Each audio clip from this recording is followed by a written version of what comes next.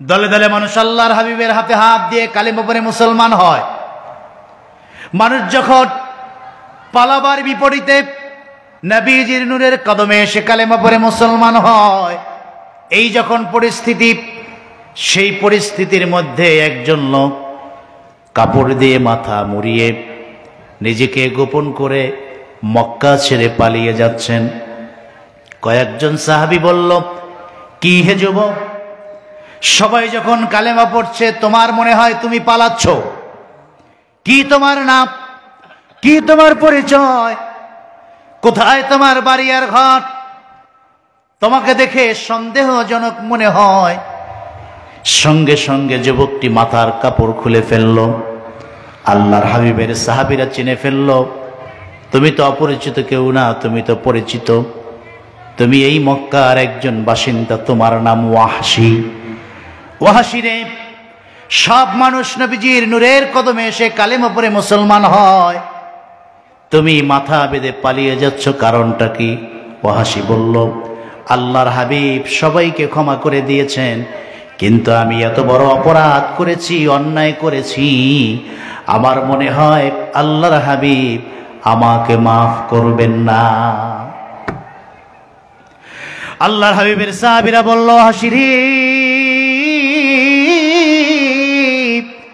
কি এমন অন্যায় তুমি করেছো যে অন্যায়ের ক্ষমা রাসূলুল্লাহর কাছে নাই?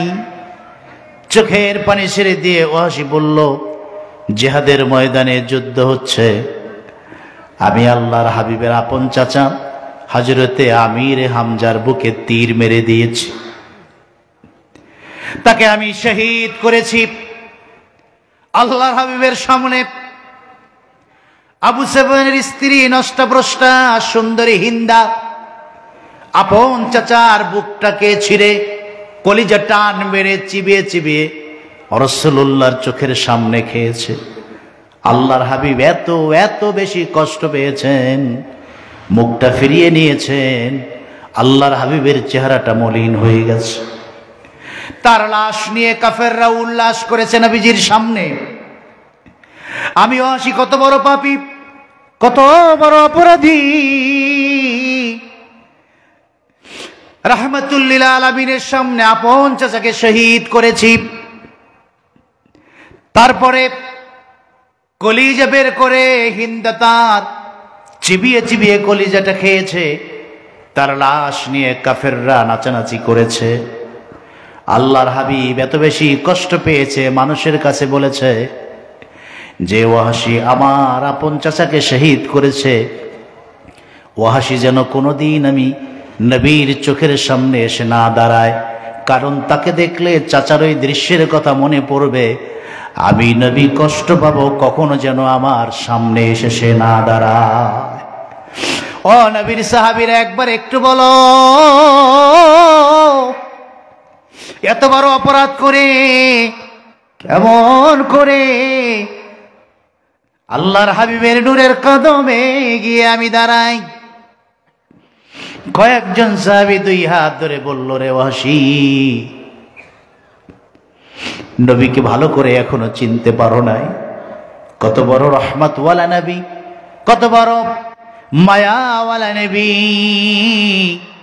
আমরা বিশ্বাস করি একবার যদি গিয়ে রাসূলুল্লাহর নূরের কদমে গিয়ে দাঁড়াতে পারো, খাঁটি তওবা করতে পারো, আমাদের বিশ্বাস আল্লাহর হাবিব 1 সেকেন্ডের কম সময় তোমাকে মাফ করে দিবেন, আল্লাহ তোমাকে ক্ষমা করে দিবেন। জোরে বলেন না সুবহানাল্লাহ। কষ্ট হচ্ছে? কথাগুলো বুঝতেছে? বাবাজিরা আমার, ভয়ে ভয়ে হযরত ওয়াহশী আল্লাহর হাবিবের নূরের কদমে আসলেন। সামনে আসার সুযোগ পেল না।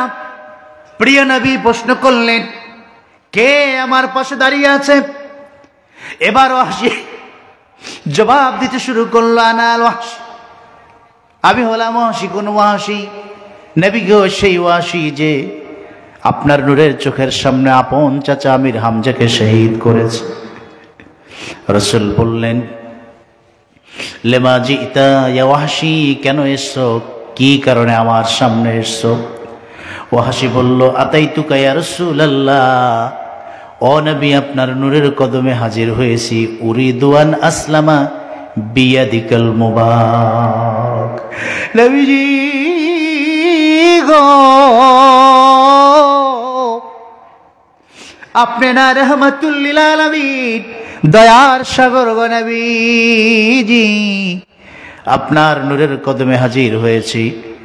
আপনার হস্ত মোবারক চুম্বন খাবো, নূরের হাতে হাত দিয়ে কালেমা পড়ে মুসলমান হয়ে যাবে, এই জন্য এসেছি।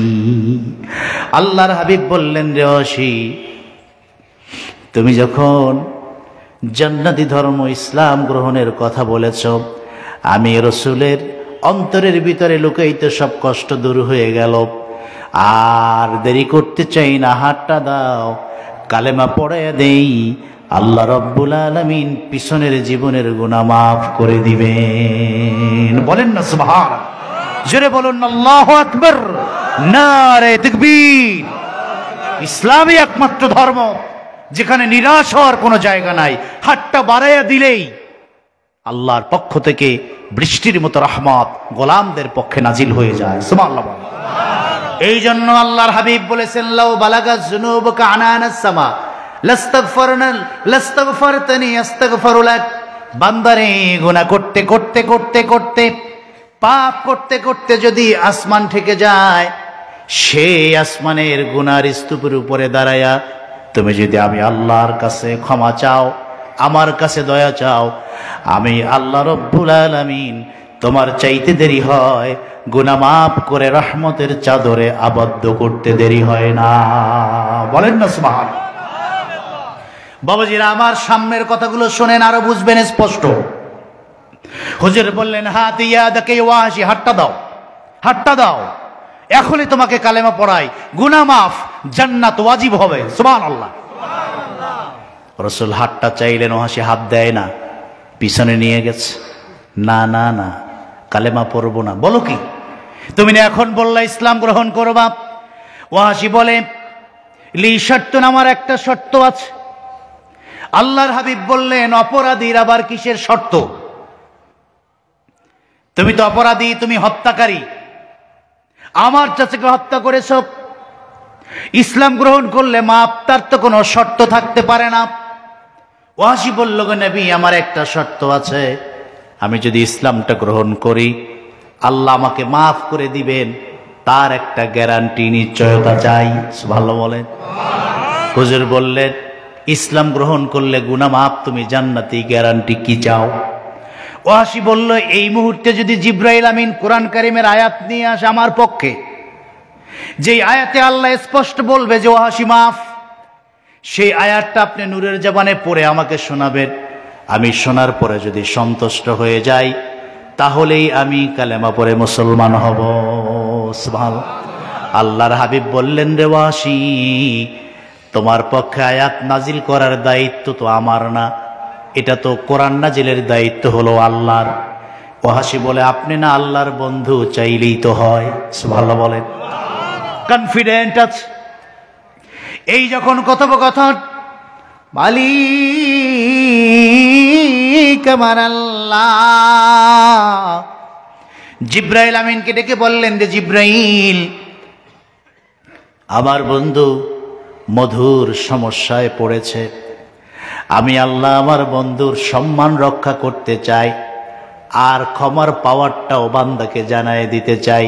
বান্দা যত বড়ই অপরাধী হোক, আমার ক্ষমার দাম পাওয়ার তার চেয়ে অনেক বেশি। তা প্রমাণ করার জন্য ওয়াহাশীর পক্ষে আমি আল্লাহ রব্বুল আলামিন কোরআন কারীমের আয়াত নাজিল করে দিলাম। বলেন না সুবহানাল্লাহ। আল্লাহর পক্ষ থেকে নাজিল হয়ে গেল কোরআন কারীমের আয়াত।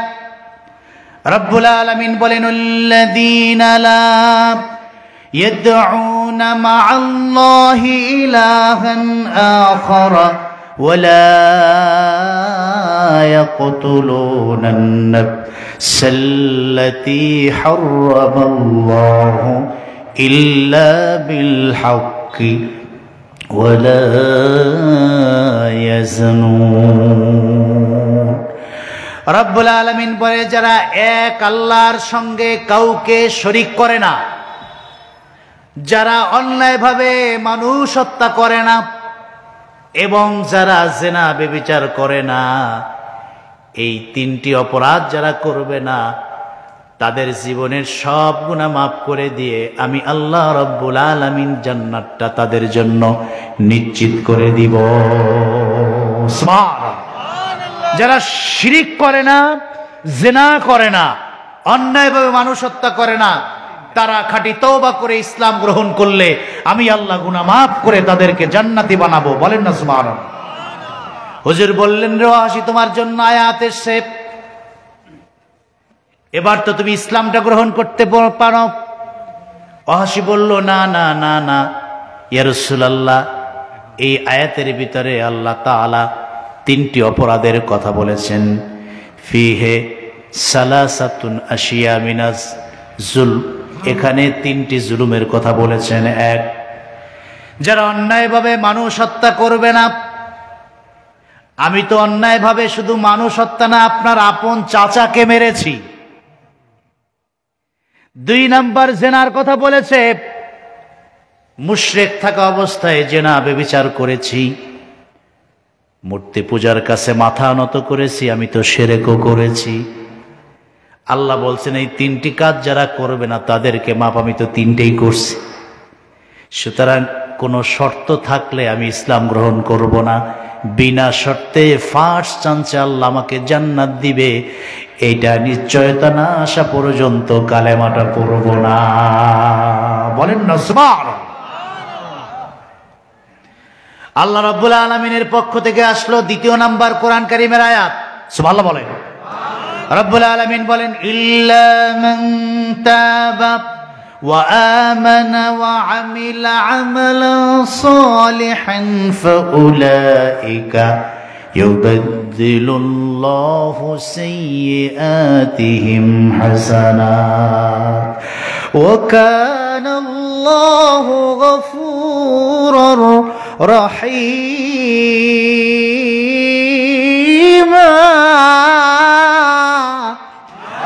আল্লাহ রাব্বুল আলামিন বলেন, জিনাও যদি করে, মানুষ হত্যাও যদি করে, শিরিকও যদি করে, ইল্লা মান তাবা, এরপরে যদি খাঁটি তওবাটা করে। সুবহানাল্লাহ বলেন। হাজারো পাপ করার পর বান্দা যদি আমি আল্লাহর কাছে খাঁটি তওবা করে আর বাকি যে কয়দিন দুনিয়াতে বাঁচবে, ওয়া আমিলা আমালান সালিহান, নেক আমল করে যায়, আল্লাহ বলেন গুনাহ শুধু মাফই করব না, তার গুনাহগুলিকে আমি আল্লাহ সওয়াবে পরিণত করে দিয়ে তওবা কবুল করে জান্নাতি বানায়া দিব। জোরে বলেন আল্লাহু আকবার। আয়াত কি শুধু ওয়াহাশীর জন্য না আমাদের জন্য? আপনারা ভাবছেন যে ওয়াহাশীর গল্প শোনাই না, ওয়াহাশীর জন্য আয়াত নয়, উম্মতে মুহাম্মাদের জন্য। যারা গুনাহ করেছে, অন্যায় করেছে, তারা যদি খাঁটি তওবা করে, আল্লাহ তাদেরকে বিনা আযাবে কিভাবে জান্নাতে দিবেন তার পুরো দৃষ্টান্ত আল্লাহ কোরআনে দিয়েছেন। সুবহানাল্লাহ বলেন। বাবাজিরা আমার, আল্লাহ বললেন, হাবিব আপনি জানিয়ে দেন, জিনার গুনাহ আছে, অন্যায়ভাবে মানুষ হত্যার গুনাহ আছে, শিরকের গুনাহ আছে। যদি হায়াতের জিন্দেগিতে খাঁটি তওবা করে সে মৃত্যুবরণ করে, তাহলে ওই গুনাহগুলাও আমি আল্লাহ মাফ করে দিব। সুবহানাল্লাহ। বাকি জীবন যতদিন বাঁচবে খাঁটি তওবার পর নেক আমল করে যাবে। আল্লাহর হাবিব বললেন, রে ওয়াহাশী, তুমি তো তিনটা অপরাধের কথা বলেছো, শিরক, মানুষ হত্যা, জিনা, তিনটেই তো আল্লাহ মাফ করার কথা কইছে। সুবহানাল্লাহ বলেন। তাহলে এবার কালেমাটা পড়ো। ওয়াহাশী বলে যে না, ফি ইন্নী আরা ফিহি শারতুন, এখানেও আল্লাহ তাআলা একটু প্যাচ রেখেছেন। সুবহানাল্লাহ। হুজুর বলেন, এখানে আবার কি প্যাচ? যেখানে আল্লাহ বলছেন আমি তো হাত দিয়ে কালেমা পড়লাম, মুসলমান হলাম, গুনাহ সব মাফ। এরপর আল্লাহ বলছেন যে কয়দিন বাঁচবে, 10 দিন, 15 দিন, 20 দিন, 1 বছর, 5 বছর, 10 বছর, 50 বছর, ওই কয়দিন নেক আমল করলে হবে। নবী গো, আমি যদি বাকি সময়টুকুতে নেক আমল করতে না পারি, তাইলে তো আল্লাহ মৃত্যুর পরে আমারে আবার ধরবে, দইরা জাহান্নামে দিবে। সুতরাং আমি এই শর্ত থাকলেও রাজি না, বরং এমন একটা আয়াত আসতে হবে যেই আয়াতে নিশ্চিত হয়ে যাব আমার গুনাহ মাফ, আযাব ছাড়া জান্নাত। সুবহানাল্লাহ। এবার আল্লাহর পক্ষ থেকে আসলো হযরত ওয়াসির জন্য 3 নম্বর কোরআন কারীমের আয়াত। আল্লাহ রাব্বুল আলামিন বলেন, ইন্নাল্লাহা লা ইয়াগফিরু আন ইউশরাকা বিহি ওয়া ইয়াগফিরু মা দুনা যালিকা লিমান ইয়াশা। আল্লাহ রাব্বুল আলামিন বলেন, যেটি খাঁটি তওবা করে মৃত্যুবরণ করেন, আল্লাহ রাব্বুল আলামিন আমল যদি নাও থাকে, যাকে ইচ্ছা তাকে মাফ করে সরাসরি জান্নাতটা দিয়ে দিবেন। বলেন না সুবহানাল্লাহ। সে মৃত্যুর পরে আমল যদি নাও থাকে, তওবা করার পর আল্লাহ যাকে ইচ্ছা তাকে মাফ করে বিনা হিসাবে জান্নাত দিবেন। সুবহানাল্লাহ বলে। ওয়াসির এইবার আমলের শর্ত আল্লাহ দেন নাই, আল্লাহ চাইলেই মাফ করে দিবেন। এবার তুমি কালেমা পড়ে মুসলমান হও। ওয়াসি বলে, না গো নবীজি, এখানে আল্লাহ রাব্বুল আলামিন ছোট্ট একটু বাজিয়ে রেখেছেন, তা হলো আল্লাহ বলছেন যাকে ইচ্ছা তাকে মাফ করবেন। আমাকে মাফ করতে যদি ইচ্ছা আল্লাহর না হয়, তাইলে তো আমি আবারও আল্লাহর আদালতে ধরা পড়ে যাব। নবী গো, আমার জন্য জান্নাতের পথ আরো সহজ করে দিতে হবে। আমার নবী চোখের পানি ছেড়ে বলে, ওয়াসিরি, আমার উম্মতকে জান্নাতে নেওয়ার জন্য কত বাহানাই তুমি করো, আর আমার আল্লাহ ওয়াসিরে তোর বাহানা কবুল করে করে জান্নাতের রাস্তা উম্মতের জন্য সহজ করে দিচ্ছেন। সুবহানাল্লাহ বলেন। আল্লাহ রাব্বুল আলামিন বলেন, হাবিব আমার, ওয়াসিকে জানায়া দেন আর তাকে বলে দেন আমার রহমতের উপরে বিশ্বাস আসেনি তার। ওয়াসি বলে, আল্লাহর দয়ার উপরে রহমতের উপরে বিশ্বাস আছে। আমার আল্লাহ বলেন, যদি রহমতের উপরে বিশ্বাস থাকে, তাহলে পাহাড়ের চেয়েও বেশি পরিমাণ গুনাহ নিয়ে আসলে আমি আল্লাহ রহমতের বদৌলতে তাকে মাফ করে দিব। ফাইনাল আয়াত নাজিল হয়ে গেল। আল্লাহ তাআলা বলেন, কুল্লিয়া ইবাদিয়াল্লাযীনা আসরাফু আলা আনফুসিহিম লা তাকনাতু মির রাহমাতিল্লাহ। হাবিব বান্দাকে বলে দেন, গুনাহ করেছো, নফসের উপরে জুলুম করেছো, নামাজ ছেড়েছো, রোজা ছেড়েছো, বান্দার হক নষ্ট করেছো, কোটি কোটি পাপ করেছো, এরপরে তুমি নিরাশ হয়ে যেও না। এইটা বলার সুযোগ নাই, গুনাহ করেছি না জানি জাহান্নামী হয়ে গেছে। কত নামাজ পড়ি নাই আমি জানি আল্লাহর আযাবে গ্রেফতার হয়ে যাই না। না বান্দা, তোর গুনাহ যেখানে শেষ, সেখান থেকে আমি আল্লাহর রহমত শুরু হয়ে যায়। ইন্না রাহমাতি কাদ সাবাকাত আলা গাযাবি, গজবের উপরে আমি আল্লাহর রহমত সবচেয়ে বেশি প্রাধান্য পায়। হাবিব, আমার বান্দা আপনার উম্মতদেরকে বলে দেন, তারা গুনাহ করার পরে যেন নিরাশ হয়ে না যায়, বরং লা তাকনাতু মির রাহমাতিল্লাহ, বলে দেন তোমরা নিরাশ হয়ে যাও না। আমি আল্লাহ বলে দিছি, ইন্নাল্লাহা ইয়াগফিরুজ যুনুবা, যত গুনাহ করবা সব গুনাহ যিনি 1 সেকেন্ডের কম সময় ক্ষমা করে দিবেন তিনি হলেন আল্লাহ। আল্লাহ বলেন, ইন্নাহু আত-তাওয়াবুর রহিম, আমি আল্লাহ এত বড় গুনাহ ক্ষমাকারী, তওবা কবুলকারী, আমার চেয়ে গফুরুর রহিম, তাওয়াবুর রহিম এই দুনিয়াতে আর কেউ নাই। বলেন না সুবহানাল্লাহ। যে আল্লাহ রহমতের প্রতি যদি বান্দার আশা থাকে, গুনাহ যদি আকাশ ছুঁয়ে যায়, সেই গুনার স্তূপে দাঁড়িয়েও যদি বান্দা আমার কাছে দয়া ভিক্ষা চায়, রহমত ভিক্ষা চায়, করুণা ভিক্ষা চায়, আমি আল্লাহ ওয়াদা করলাম গফুরুর রহিম, তার সে গুনাহ মাফ করে দিব, তার গুনাহ মাফ করে তাকে নিশ্চিত জান্নাতটা দিয়ে দিব। বলেন না সুবহানাল্লাহ। কি বলেন? আমাদের জীবনে গুনাহ আছে না নাই? আমাদের জীবনে পাপ আছে না নাই? আমাদের জীবনে গীবত শিকায়েত আছে না নাই? মানুষের প্রতি মানুষের রাগ ক্ষোভ আছে না নাই? আল্লাহ বলছেন এত অপরাধ থাকার পরেও যদি বান্দা আমার কাছে খাঁটি তওবা করে, চোখের পানি ছেড়ে দিয়ে কাঁদে, নাকের ডগা করিয়ে চোখের পানি মাটি স্পর্শ করার আগে রহমানুর রহিম, গফুরুর রহিম, তাওয়াবুর রহিম তওবা কবুল করে গোলামটাকে মাফ করে বিনা আযাবে আল্লাহ তাকে জান্নাত দিয়ে দিবেন। বলেন না সুবহানাল্লাহ। আল্লাহ রহমতের সেই পাওয়ার আছে না নাই? সেই শক্তি ক্ষমতা আছে না নাই?